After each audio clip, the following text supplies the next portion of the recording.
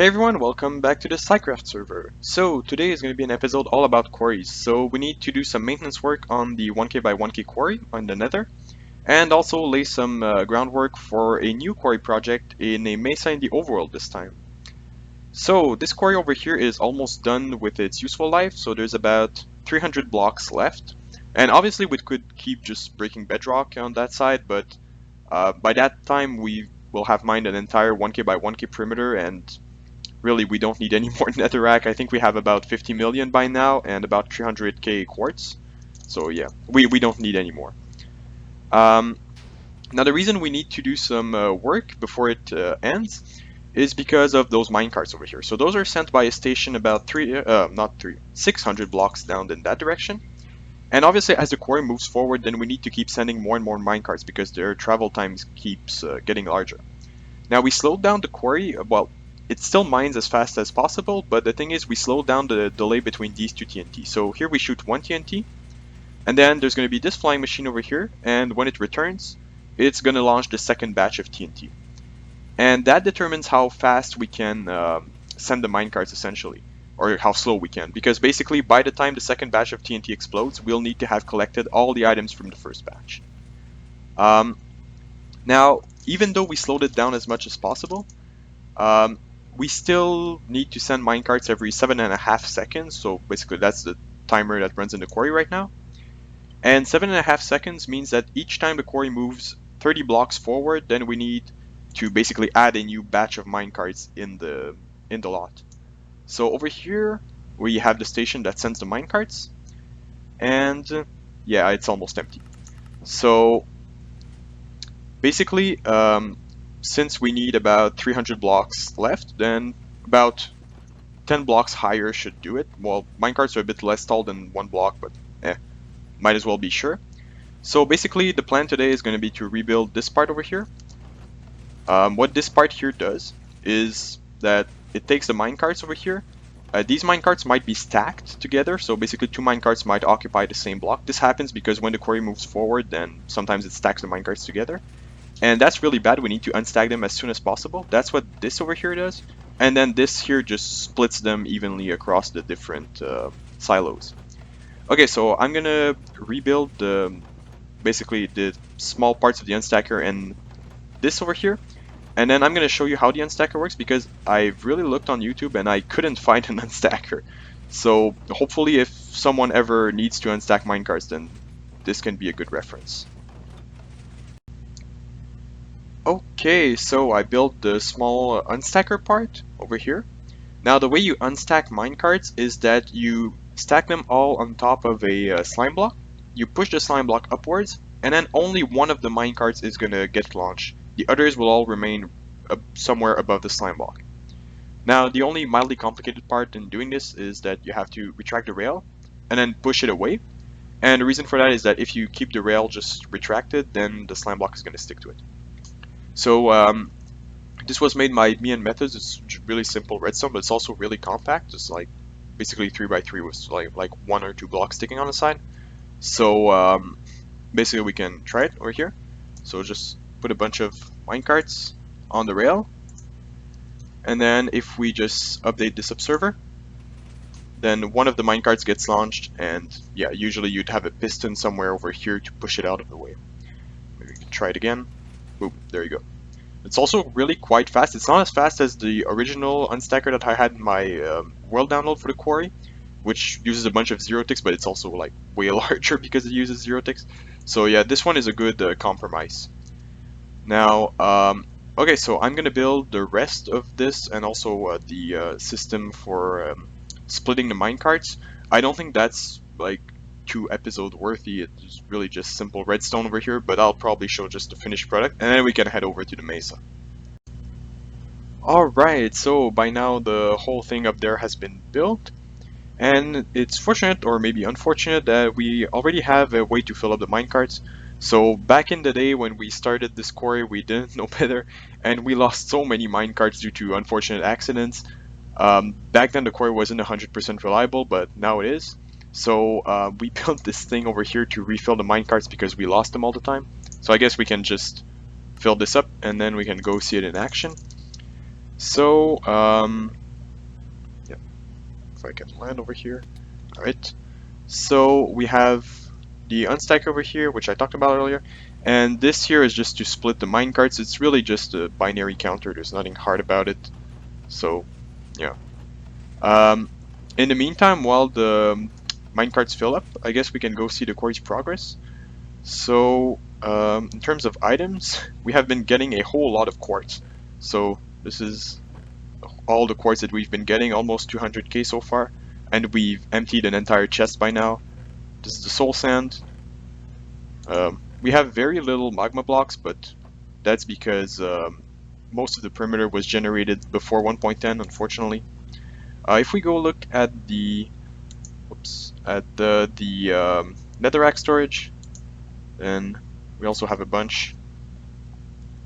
So I think last episode the storage was filled until maybe somewhere around this point over here, and by now it's filled up until there. So yeah, there's maybe like 15 million to go, 10, 15 million, I don't know. Yeah, there's a whole lot of netherrack in here, each chest filled with a shulker box. Alright, but this is about it for the netherrack quarry. By now we have to start working on a new quarry, the Mesa one. So I'm gonna head over there and then we can see where we are. So before I go to the Mesa, I still have to show you the way we get there because it's quite epic. So here we stand above our nether hub. Panic, new member, recently rebuilt it. And in the corner over here, we have a pillar and soon the whole thing is gonna load. So yep, we built a pearl cannon. So this was designed by XCOM, quite recently actually. And yeah, that's what we use to get to our Mesa because our Mesa is incredibly far. It's 40k something in the overworld. And so that means 5k in the nether. So the way we get there is we just throw a pearl in there. Then this is going to dupe a whole bunch of TNT and propel our pearl to our destination. So soon. And there we go. And now we can just safely go to our destination. Maybe coordinates. So yeah, it's really 5k, super far.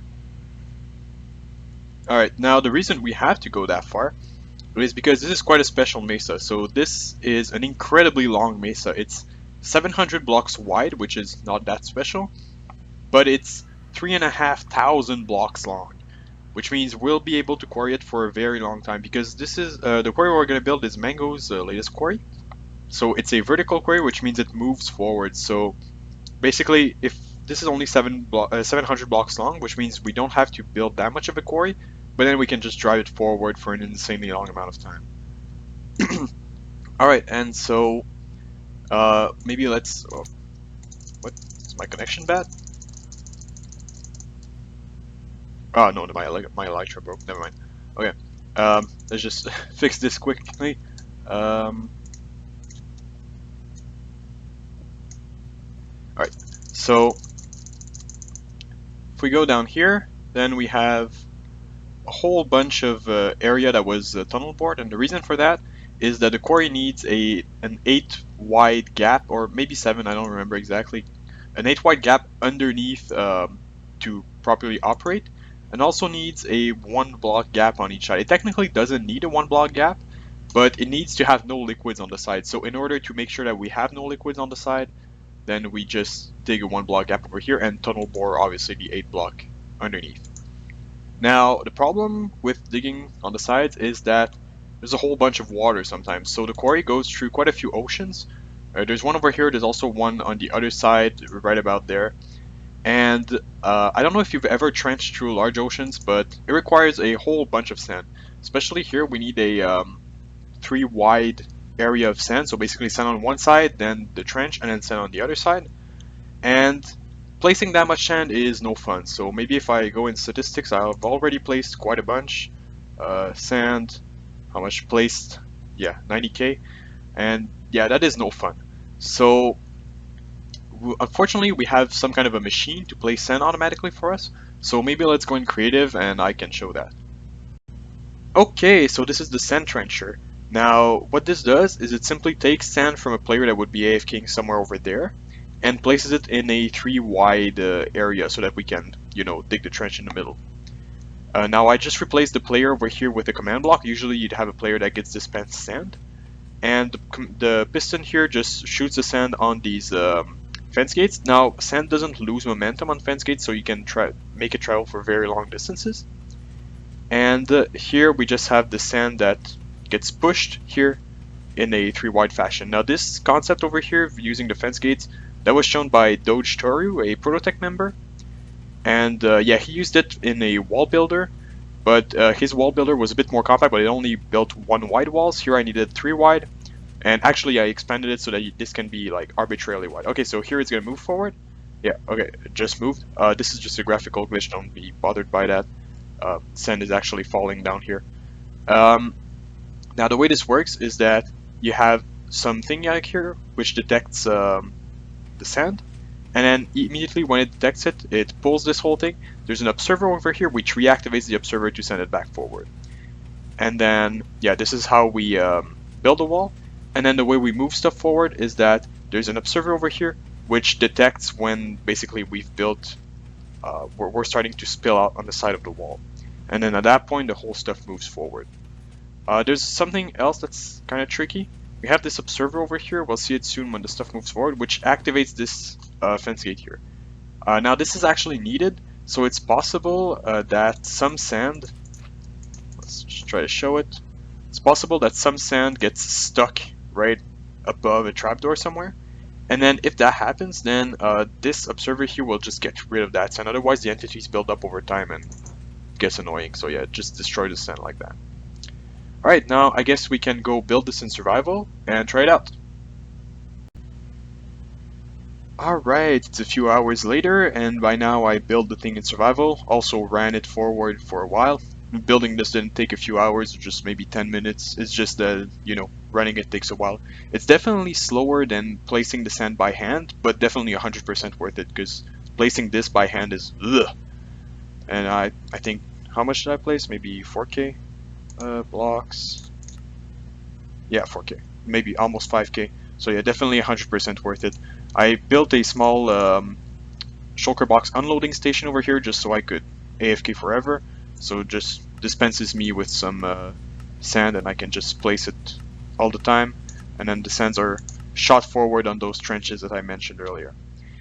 Now I'll probably finish this and then do another one a few hundred blocks down the line over there, because I suspect that I'm gonna have some trouble with the junk loading over here, because this is probably out of render distance. I also have to build a couple other ones on the other side because there's an ocean there too, but that's gonna be done off camera at this point. For now, we still have some digging to do. I know, right? This is crazy. We actually dig on Scicraft. Like, who knew? We don't just TNT tube all the time. Anyway, so we have to dig this 1 wide thingy over here, but obviously we still need to automate that somehow because I don't want to do the beacons by hand. So we have a movable beacon over here. I just freestyled some flying machine off camera, and then yeah, from time to time we just have to break the beacons over here and then just move the whole thing by 150 blocks. Now we could move it 100 blocks only so that we always have the beacon effects, but 150 blocks gives us a 25 block leeway on each side, and in my opinion it's more worth. You don't have to dig as much beacon holes. So the way you move this forward is you just add an observer over here, and then this whole engine is going to start. I actually don't know if I have stuff to stop the engine. Hopefully I'm going to be able to stop it. Alright, so then we go forward by 150 blocks. Let's just fly over there. Hang on, where do we need to stop this? Ouch. Let's go over there. I think it's at Z900. Something like 50 blocks from here.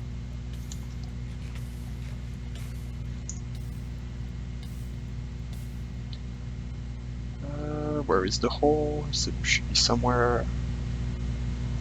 900. Ah, there it is. So there we have our hole for the next beacons. And then we have to stop this somehow. I actually do not have the materials to stop this. This is really bad. I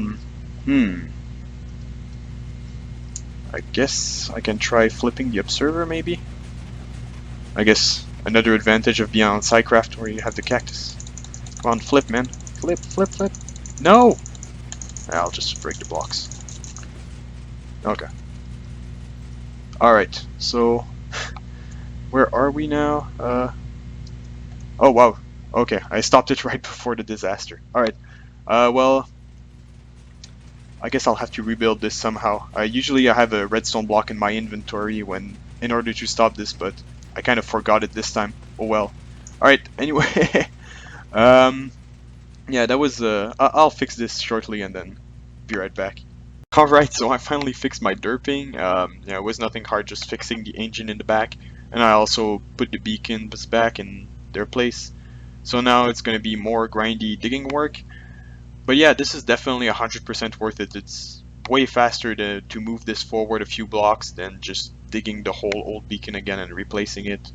It's just, and even if it was like more work, then it's still more fun work in my opinion.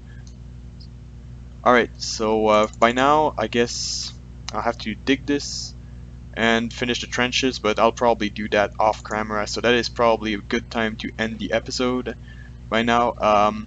I guess if you want some world download for the trenchers, I can probably just ask in the description. I'll probably provide you with one. Same for the beacon, even though that's probably a really shitty design. You can probably do a better one in 5 minutes. Anyway, thank you for watching and have a nice day.